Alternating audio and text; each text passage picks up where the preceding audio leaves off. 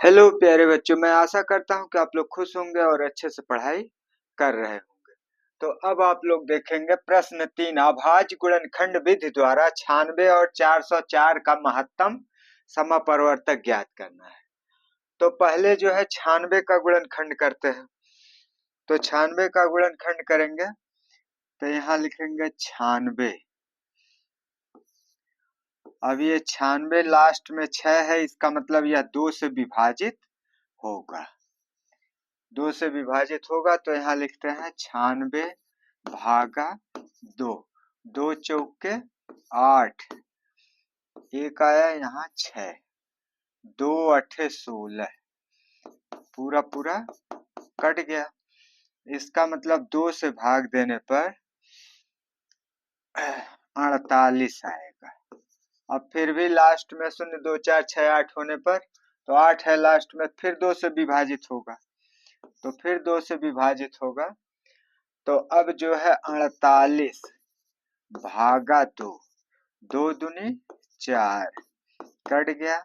फिर 8 उतारेंगे, 2 चौके 8, यह भी पूरा पूरा कट गया। तो यहाँ हो गया 24।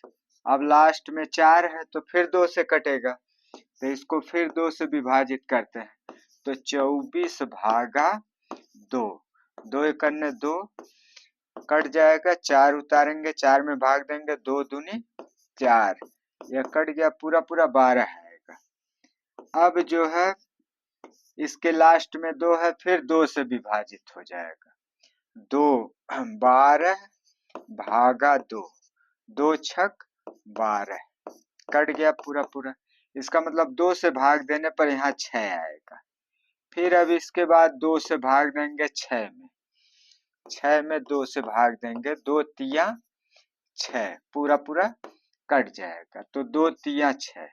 अब 3 जो है अभाज्य संख्या है, 3 से विभाजित होगा। 3 एकन्ने 3।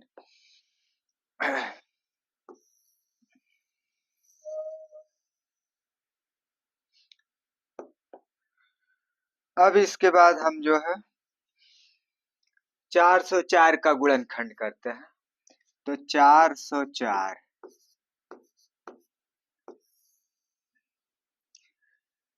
इसके लास्ट में 4 है, इसका मतलब यह 2 से विभाजित होगा। तो यहाँ लिखते हैं 404 भागा 2, 2 दूनी 4, कट गया। 0 उतारिए, 0 में भाग नहीं जाएगा तो इसलिए 0 बढ़ा दीजिए। फिर अगला 4 उतर जाएगा, 2 दूनी 4, यह जो है कट गया। तो यहाँ 2 से भाग देने पर 202 आएगा। अब फिर लास्ट में 2 है, इसलिए 2 से विभाजित हो जाएगा। तो 202 भागा 2, 2 एकन्ने 2, कट गया। अब 0 उतारिए, भाग नहीं जाएगा, 0 बढ़ा दीजिए। फिर अगला 2 उतारिए, 2 दूनी 2 एकन्ने 2 एकन्ने 2, ये भी कट गया। इसका मतलब यहाँ 101 होगा। अब 101 किसी से विभाजित नहीं होगा। 3 त्रिक का 9, 3 त्रिक का 9 नहीं होगा, किसी से विभाजित नहीं होगा, इसलिए 101 से ही विभाजित होगा। अभाज्य संख्या है, 101 एकन्ने 101।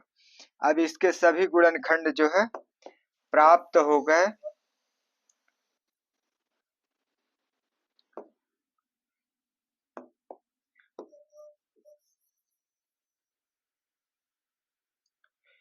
इसके सभी गुणनखंड प्राप्त हो गए। अब जो है हम इसका महत्तम समापवर्तक निकालेंगे। तो पहले वाले का गुणनखंड है 2, पहले वाले का गुणनखंड है 96 का। 96 का गुणनखंड 2 पर 1 2 3 4 5, 5 की घात, 2 पर 5 की घात।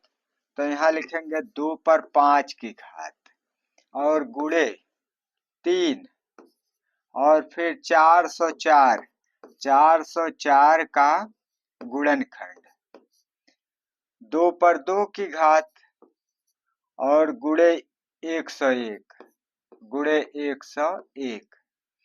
तो इसमें महत्तम समापरिवर्तक ज्ञात करने के लिए हम ऐसा गुणनखंड लेते हैं जो दोनों संख्याओं में है।